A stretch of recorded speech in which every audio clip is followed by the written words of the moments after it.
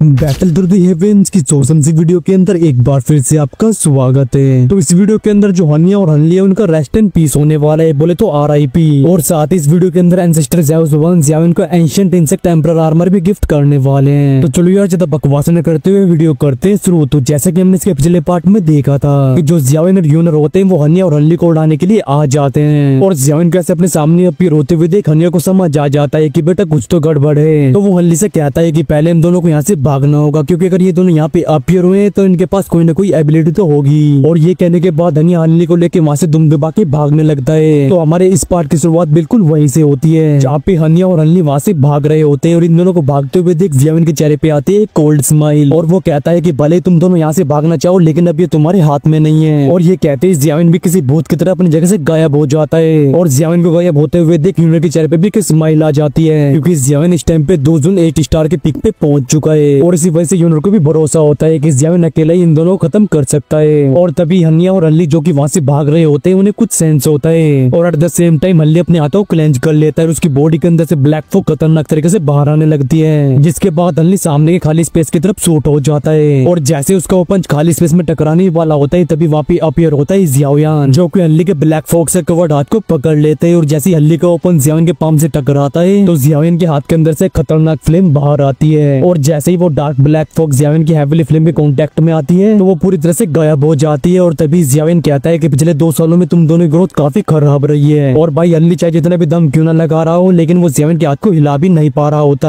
और हनली के ऐसे एक्सप्रेशंस को देख के ज़ियाओयान अपना एक पंच उसकी छाती में दे मारता है, और जैसे ज़ियाओयान का ये पंच हनली की छाती से टकराता है तो किसी वोल्केनो की तरह एक भयानक एनर्जी इरप्ट होती है, और तभी एक बैंग साउंड के साथ हनली के मुंह से खून की एक पिचकारी बाहर आती है, और एट द सेम टाइम उसका चेहरा भी एकदम सफेद पड़ जाता है। और ज़ियाओयान की इस खतरनाक अटैक की वजह से हनली की बन जाती है कटी पतंग, जिसके बाद वो कई पत्थर और चट्टानों को तोड़ते हुए पीछे उड़ता हुआ जाता है। और जैसे ही हनली की बॉडी नीचे जमीन से टकराती है तो वहाँ पे एक बहुत बड़ी गली बन जाती है, और हनली की ऐसी हालत को देख के हनी सोक्ट हो जाता है, उसकी सोक से बड़ी नजर जाती है ज़ियाओयान के ऊपर, और वो कहता है कि 8 स्टार डिवीजन। और भाई जिस पन से अभी ज़ियाओयान ने हनली का काम तमाम किया है उसमें क्लियरली एक 8 स्टार डिवीजन का ओरा भरा हुआ था। तभी हनी अपनी भौं से कोड़ते हुए कहता है कि आखिरकार ऐसा कैसे हो सकता है। और भाई अभी हनिया का मन खून की असर होने का कर रहा होता है, क्योंकि पिछले 2 सालों में इन दोनों की स्ट्रेंथ 1 स्टार से भी नहीं बढ़ी है, और वहीं ज़ियाओयान 6 स्टार डिवीजन से सीधा 8 स्टार डिवीजन पे पहुंच चुका है। और इसी चीज के ऊपर हनिया को बिल्कुल भी बिलीव नहीं हो रहा होता, और हनिया को टपकाने के बाद ज़ियाओयान का ध्यान जाता है हनिया के ऊपर, जो कि इस टाइम पे पूरी तरह से शॉक्ड होता है। और तभी ज़ियाओयान कहता है कि हीरा बेटे अब तुम्हारी बारी है, और ये सुन के हनिया अपने हाथों को क्लेंच कर लेता है, और at the same time Haniyeh कुछ हैंडसेल्स को भी परफॉर्म करता है, और इन हैंडसेल्स के कंप्लीट होते ही हनिया के फोरहेड पे अपीयर होता है हन क्लैन का क्लैन टैटू। और तभी हनिया कहता है कि भले मुझे नहीं पता है कि तुम्हारी स्ट्रेंथ इतनी जल्दी कैसे बढ़ी है, लेकिन मुझे अभी भी यहाँ पे रोके रखने की तुम्हारी औकात नहीं है। और जैसे ही हनिया के फोरहेड पे उसका क्लैन टैटू अपीयर होता है तो उसकी स्ट्रेंथ काफी देर से बढ़ने लगती है, और एट द सेम टाइम उसकी बॉडी से कई सोल्स के चीखने की आवाज भी बाहर आती है। और भले ही ज़ियाओयान की स्ट्रेंथ यहाँ तक पहुंच चुकी हो लेकिन फिर भी वो हनिया को नहीं रोक सकता, और ऐसा हनिया को ही लगता था। और हनली इसलिए मारा गया क्योंकि वो केयरलेस था, वो अपने क्लैन टैटू को भी क्रिएट नहीं कर पाया, वरना ज़ियाओयान इतनी आसानी से हनली को मार नहीं पाता। और इस वजह से हनिया को अपने ऊपर पूरा भरोसा होता है कि जब तक वो केयरफुल रहता है तो ज़ियाओयान उसको कुछ भी नहीं बिगाड़ सकता। और भले ही हनिया ने भी अपने क्लैन टैटू को समन कर लिया हो लेकिन यहाँ पे रुक के ज़ियाओयान से फाइट करने की उसकी कोई भी इंटेंशन नहीं थी, क्योंकि थोड़ी दूर पे मौजूद यूनर की आंखें भी उसके ऊपर ही टिकी होती है। और अगर बात हो पावर की तो फिर यूनर ज़ियाओयान से भी ज्यादा स्ट्रॉन्ग है, और अगर वो भी इस फाइट के बीच में आ जाती है तो फिर हनिया का रेस्ट एंड पीस होना एकदम पक्का है। और तभी हनिया अपनी बढ़ती हुई दूरी का फायदा उठा के लाइटनिंग स्पीड से वहाँ से भागने लगता है, और हनिया जो कि अपना पूरा दम लगा के वहाँ से भाग रहा होता है वो अपने दांत को पीसते हुए कहता है कि हनली तुम बिल्कुल भी चिंता मत करो, मैं इनसे तुम्हारा रिवेंज जरूर लूंगा। और जैसे ही हनिया ये कहता है तो तुरंत ही उसे कुछ सेंस होता है, वो अपनी जगह पे रुक जाता है, और तभी उसे अपनी थोड़ी दूरी पे दिखाई देता है ज़ियाओयान, जिसकी पीठ पे भी बोन विंग्स होते हैं। और जब हनिया ज़ियाओयान की इस भयानक स्पीड को देखता है जिसे कि वो भी सेंस नहीं कर पाया है तो उसकी फटके हाथ में आ जाती है, लेकिन वो बिल्कुल भी नहीं रुकता, वो एक खतरनाक एनर्जी के साथ ज़ियाओयान की तरफ शूट हो जाता है। और हनिया को अपनी तरफ आते हुए देख ज़ियाओयान कुछ भी रिएक्ट नहीं करता, वो शांति से अपनी जगह पे ही खड़ा रहता है, और फिर वो भी हनिया की तरफ शूट हो जाता है। और जब हनिया देखता है कि ज़ियाओयान उसके अटैक को बिल्कुल भी डॉज नहीं कर रहा है तो वो काफी ज्यादा खुश हो जाता है, क्योंकि अपने क्लैन टैटू की पावर को एक्टिवेट करने के बाद एक पीक 8 स्टार डिवीजन भी उससे हेड ऑन नहीं टकरा सकता था।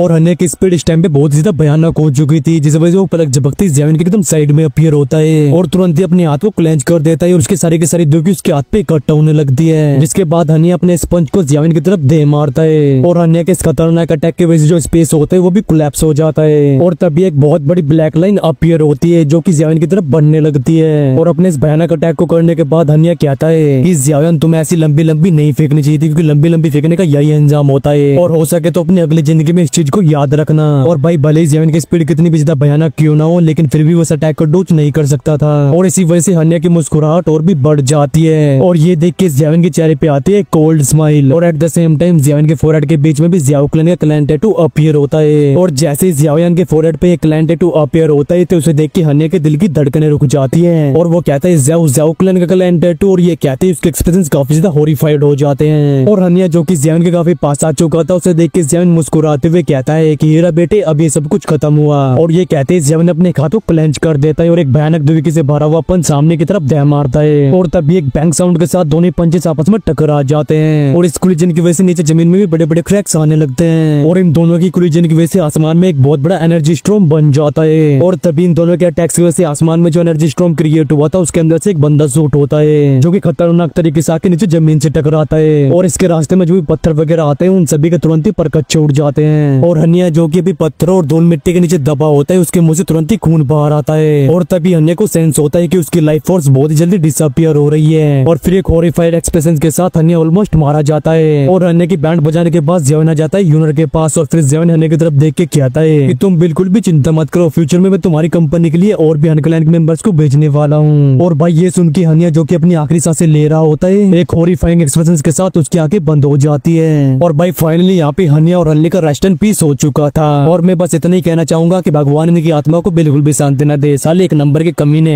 खैर इसी के साथ हमारा सीन चेंज होता है और हमें वापस से उस एंशिएंट होल का सीन दिखाया जाता है, और तभी वापस जियान और यूनर अपीयर होते हैं, जो कि हन्या और हन्या को टपकाने के बाद एंसेस्टर ज़ाओज़ुआन की टूम में वापस आ चुके थे। और तभी एंसेस्टर ज़ाओज़ुआन भी उन दोनों के सामने अपीयर होते हैं, लेकिन वो उन दोनों से कुछ भी नहीं पूछते, और तभी वो अपने हाथों क्लेंच करते हैं और उनके हाथ में अपीयर होते हैं एक सिल्वरी ब्लैक लाइट, जिसे कि वो जियान को पकड़ाते हुए कहते हैं कि यह एंशिएंट इंसेक्ट एम्परर आर्मर, और जैसे ये तुम्हारी बॉडी से अटैच होगा तो किसी भी टाइम पे ये तुम्हारी नॉर्मल कपड़ों में बदल जाएगा, और भले ही इसे यूज करने के लिए दुई की जरूरत पड़ती है, लेकिन फिर भी ये तुम्हें लगातार प्रोटेक्ट करता रहेगा। और जैसे जियान इस चीज को पकड़ता है तो ये चीज उसे काफी कंफर्टेबल और स्मूथ लगती है, और तभी एंसेस्टर ज़ाओज़ुआन मुस्कुराते हुए कहते हैं कि तुम जल्दी से अपनी खून की बूंद इसके ऊपर डालो, जिससे कि वो तुम्हारी पूरी बॉडी को कवर कर पाए। और ये सुन के जियान भी अपनी एक ब्लड ड्रॉप उस एंशिएंट इंसेक्ट एम्परर आर्मर के ऊपर डाल देता है, और जैसे जियान की ब्लड ड्रॉप उस एंशिएंट इंसेक्ट एम्परर आर्मर के ऊपर गिरती है वो ब्लैक लाइट किसी लिक्विड में ट्रांसफॉर्म होकर जियान की बॉडी से मर्ज हो जाती है, और जैसे ये ब्लैक लाइट जियान की बॉडी के अंदर जाती है तो उसे सेंस होता है कि उसकी बॉडी की मिस्टीरियस एनर्जी ने कवर कर लिया है, और ये मिस्टीरियस एनर्जी जियान की पूरी बॉडी को कवर कर लेती है, और फिर जियान के एक इशारे पे ये ब्लैक लाइट उसकी पूरी बॉडी के ऊपर अपीयर होती है। और भाई ये होता है एंशिएंट इंसेक्ट एम्परर आर्मर, और भले ये चीज काफी सॉफ्ट हो लेकिन जियान सेंस कर पा रहा था कि ये चीज कितनी ज्यादा हार्ड और स्ट्रॉन्ग है, और तभी वो कहता है कि क्या यही है एंशिएंट इंसेक्ट एम्परर आर्मर। और जियान को इतना खुश होते हुए देख एंसेस्टर ज़ाओज़ुआन मुस्कुराते हुए कहते हैं कि हाँ एंशिएंट टाइम में भी एंशिएंट इंसेक्ट एम्परर आर्मर की डिमांड बहुत ही ज्यादा थी, और खासकर एक ऐसा इंसेक्ट आर्मर जिसे कि इंसेक्ट क्वीन को रिफाइन करके बनाया गया हो, और इसकी वैल्यू इतनी ज्यादा है ना कि इसे एक टियान क्लास की 2 स्किल से भी कंपेयर किया जा सकता है, और ऐसे आर्मर को हासिल करना काफी किस्मत की बात है, क्योंकि एक इंसेक्ट क्वीन जैसी भयानक एंटिटी किसी की बैंड बजाने के लिए काफी है। और ये सुन के जियान भी चुपचाप से अपने सर को हाँ में हिला देता है, और फिर थोड़ी देर बाद एंसेस्टर ज़ाओज़ुआन कहते हैं कि अगर दिनों को काउंट करें तो फिर तुम लोग आज एवेलेटोम से बाहर जाने वाले हो। और ये सुनते ही जियान की नजर जाती है एंसेस्टर ज़ाओज़ुआन के ऊपर, लेकिन वो कुछ भी नहीं कह पाता,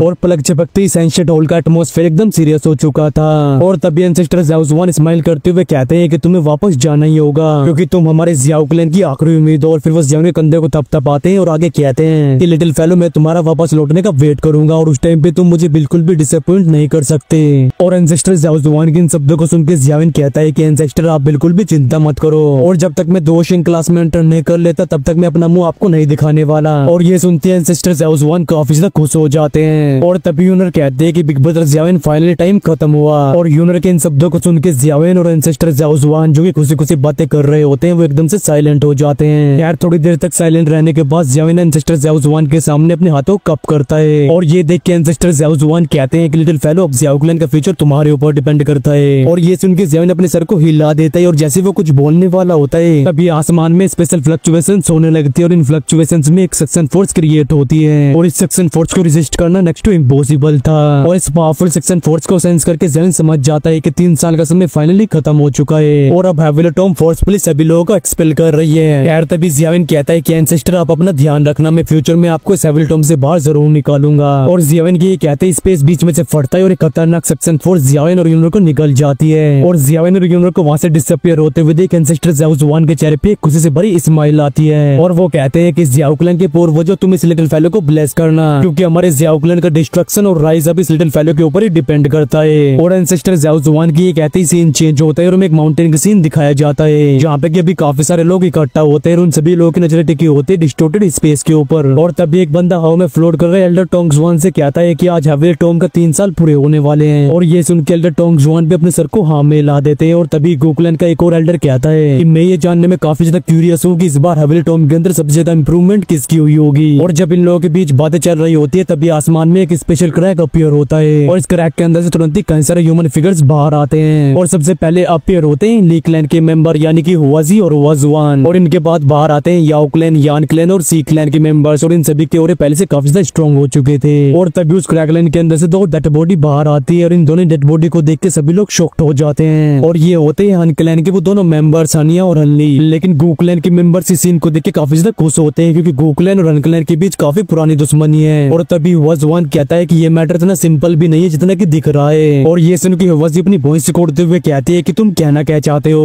हुआजुआन अपनी धीमी आवाज में कहता है कि ये दोनों शुरुआत से यूनर और जियाविन को टारगेट कर रहे थे। और ये सुन के हुआजी कहती है कि क्या तुम्हें ऐसा लगता है कि इन दोनों को जियाविन और यूनर ने मारा है। और जब इन दोनों के बीच में बातें चल रही होती है तभी गो चिंगयांग, गो जेंग, गो हुआ, गो शान भी उस हवेली टॉम से बाहर आ जाते हैं। वेल इन चारों के बाहर आते के साथ ही हमारा ये वाला पार्ट यहीं पे खत्म होता है। और इसके नेक्स्ट पार्ट में जियाविन और यूनर भी हवेली टॉम से बाहर आने वाले हैं, जिसके बाद जियाविन का सामना होगा हन क्लैन के 2 एल्डर से जो कि जियाविन को हनिया और हनली का मर्डर ठहराएंगे। तो आगे क्या होगा अगर वो जानना है तो वीडियो कर दो लाइक, और अगर आप लोग चैनल पर नए हो तो चैनल को भी सब्सक्राइब कर सकते हो। तो चलो यार इस वीडियो करते यहीं पे एंड, और मैं मिलता हूँ आपसे नेक्स्ट वीडियो में। Till then take care and bye bye and love you all guys. बोलो महादेव महादेव।